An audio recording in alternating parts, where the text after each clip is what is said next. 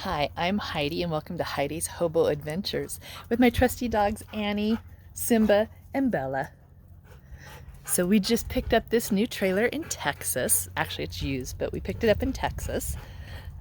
And so we're going to be using this for some of our little hobo adventures. But first we need to do a few little renovations, like a new battery box, because we got a bigger battery.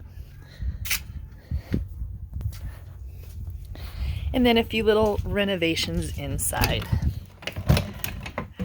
So when we got this, we discovered that the kitchen sink was clogged and then also that we had some water damage.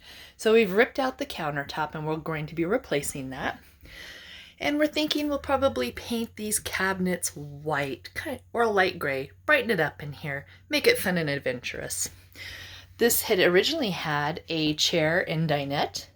The previous owner took it out and added this little bench, and we'll probably be removing that bench and maybe putting in a little jackknife sofa so if another person wants to camp, they can.